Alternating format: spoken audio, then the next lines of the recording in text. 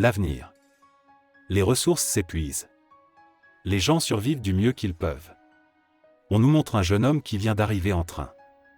Il est censé être accueilli et emmené sur un chantier de construction, mais personne ne répond à ses questions, ou ne veut y répondre. Le jeune homme se rend aux toilettes de la rue, où il est interrompu par une voix derrière la porte qui lui demande si c'est bien lui qui doit se rendre sur le chantier. Ensuite, la même voix lui ordonne d'économiser l'eau. Il traverse une zone déserte et le chauffeur annonce le prix du trajet.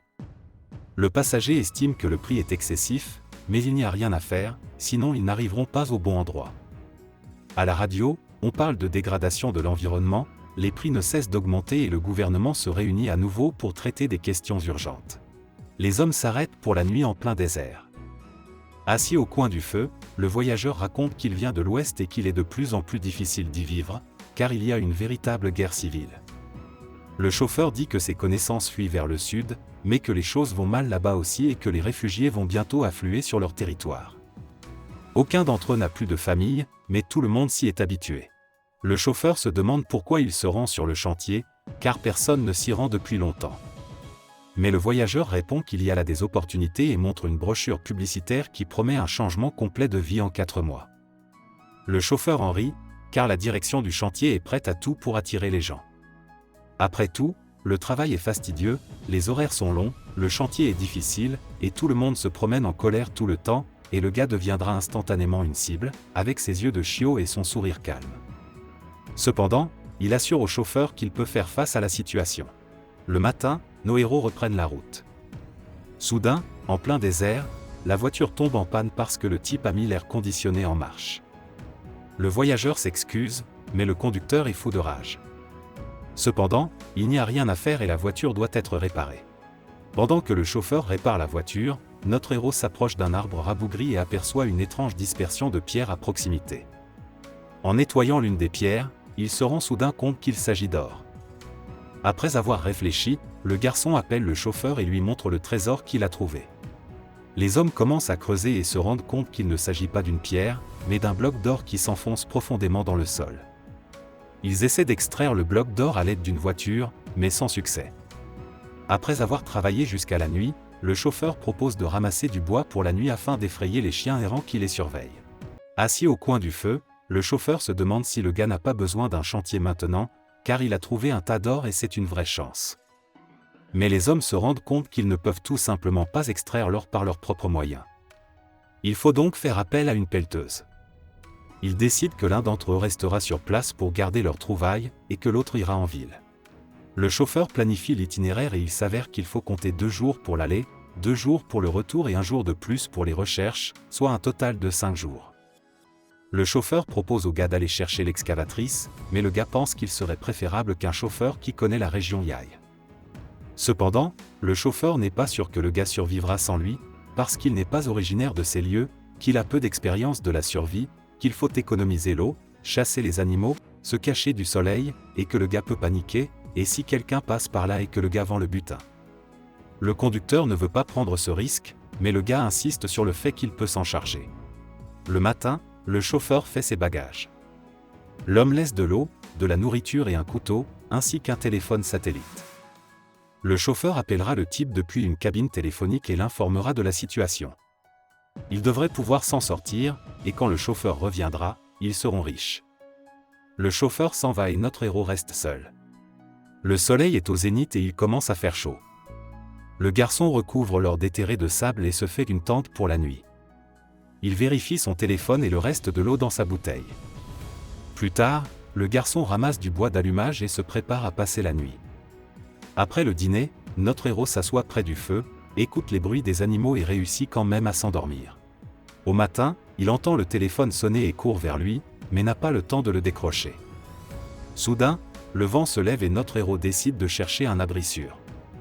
Un peu plus loin, littéralement derrière un marchand voisin, il trouve les restes du fuselage de l'avion qui s'est écrasé. Il se faufile dans le cockpit de l'avion et s'assoit bien plus confortablement que sous l'arbre, mais de là, on ne voit pas l'or qu'il garde. L'homme décide alors de traîner une partie de l'avion jusqu'à son arbre. L'homme a maintenant une sorte de tente où il peut se cacher du soleil brûlant. D'autant plus que le cou et le visage de l'homme sont gravement brûlés. Accroupi près de ses richesses, le gars aperçoit un varan, et commence à lui parler. Un peu plus tard, notre héros essaie de casser un morceau d'or, et il y parvient. À ce moment-là, le téléphone sonne à nouveau. Son partenaire l'informe qu'il est en retard, car le moteur de sa voiture a surchauffé. Ayant appris que le type a cassé un morceau d'or, il ordonne de l'attendre sans rien faire, car il reviendra bientôt et ils seront fabuleusement riches. Pendant la nuit, le garçon est attaqué par des chiens sauvages, mais il parvient à les effrayer avec du feu. Au matin, notre héros se réveille avec de fortes douleurs sur les parties brûlées de son corps et, accroupi près du bidon d'eau, il aperçoit un serpent. En essayant d'attraper le serpent, il renverse la bouteille contenant le précieux liquide, ce qui le conduit au désespoir. Il s'avère qu'il reste très peu d'eau et que les conserves commencent à manquer. L'homme se rend à nouveau à l'avion avec l'intention d'en arracher et d'entraîner d'autres morceaux pour renforcer sa tente. Mais soudain, il aperçoit un homme qui marche droit sur lui. L'homme se précipite à l'intérieur de l'avion, dans l'espoir de se cacher de l'intrus et, surtout, de cacher la pépite. Cependant, un invité s'approche de l'avion et suggère à l'homme de sortir. L'invité se révèle être une femme armée d'un arc et de flèches. L'homme sort de l'abri et la femme lui demande s'il a besoin de ressources et lui propose un serpent, mais l'homme refuse. La femme lui dit qu'il y a de l'eau et un abri contre le soleil à 5 km de là. La femme lui demande ce qu'il fait exactement ici. La dame regarde autour d'elle et se dirige vers la tente. L'homme essaie d'arrêter l'invité. La femme demande à pouvoir se réchauffer près du feu, mais le type lui donne l'avion et lui souhaite bonne chance. La femme suit le gars et lui pose des questions, mais n'obtient pas de réponse. Il finit par craquer et lui demande de le laisser tranquille. La dame se rend compte que le corps du gars est déshydraté et commence à lui raconter ce qu'il attend lorsque son cerveau sera enfin sec. La dame se dirige vers l'arbre et le gars essaie de la repousser. La dame s'obstine à interroger le gars, comment est-il arrivé là ? La dame pense que le gars cache quelque chose et lui dit qu'il pense qu'il peut venir ici depuis sa ville et prendre ce qu'il veut. L'homme assomme alors la femme. Après avoir fouillé et pris tout ce qui avait de la valeur, le gars enterre une femme à proximité. Il a maintenant de l'eau et de la nourriture. Mais il remarque que des chiens errants essaient de creuser la tombe et il se rend compte qu'ils ne lâcheront pas l'affaire. Il déterre et traîne la femme loin de campement et dresse un bûcher funéraire dans la soirée. Le matin, un homme est réveillé par la sonnerie du téléphone. Son partenaire l'informe qu'il a trouvé une pelleteuse, mais qu'elle avance très lentement, mais il se dépêche aussi vite qu'il le peut et lui demande de l'attendre, et qu'il a maintenant un téléphone et qu'on peut l'appeler à tout moment. Soudain, l'homme aperçoit la voiture, mais après avoir regardé son tas d'or, il se cache pour éviter d'être secouru. Le lendemain matin, une tempête de sable se lève et notre héros parvient à peine à se cacher dans sa tente. Mais la tente tourne en rond sous la pression du vent et finit par être mise en pièces. C'est alors qu'un arbre effondré frappe l'homme à la tête et qu'il perd connaissance. À son réveil, il se rend compte que le morceau de bois l'a transpercé, mais l'essentiel est qu'il n'y a plus de repère pour localiser le gisement d'or. Le garçon creuse dans le sable avec ses dernières forces et trouve encore la pierre tant aimée. Notre héros parvient à extraire un éclat de bois et à cautériser la plaie. Le garçon regarde la route, mais il ne voit rien. Soudain, la femme qui l'a tué s'approche de lui avec un arc tendu. La femme lui donne de l'eau et l'homme se rend compte qu'il s'agit des visions dont elle l'avait prévenu. Il entend son téléphone sonner et le trouve dans un tas de sable.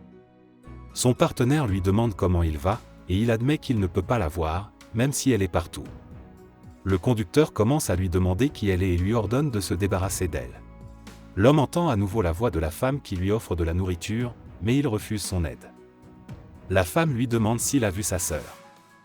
L'homme s'évanouit à nouveau. En se réveillant, l'homme s'aperçoit qu'il est entouré de feux de camp et appelle à nouveau son partenaire. Le conducteur dit qu'il se rapproche. C'est alors qu'il est rattrapé par des chiens sauvages, qui ont bien l'intention de s'emparer de leur proie. Dans les derniers plans du film, le conducteur s'assoit près du feu de camp et fume, écoutant les chiens déchiqueter le garde, qui jette un dernier coup d'œil à une publicité où on lui promet un changement dans sa vie en 4 mois. Après avoir attendu que les chiens fassent leur travail, le chauffeur s'approche du corps déjà froid, mais une flèche surgit de quelque part. Il y a maintenant 2 corps devant la montagne d'or. Ce film est une parabole abstraite, et des histoires comme celle-ci se sont produites pendant la ruée vers l'or, ou dans d'autres situations similaires où la cupidité a pris le dessus sur l'humanité. Un morceau de métal doté de pouvoirs magiques, qui vous rend fou et vous pousse à tuer pour l'obtenir. Cela se répéterait-il jusqu'à la fin de l'humanité ? C'est la fin du film. Merci à tous d'avoir regardé ce film jusqu'au bout. Donnez un like à cette vidéo. Écrivez dans les commentaires ce que vous pensez de ce film, et rendez-vous dans de nouvelles vidéos.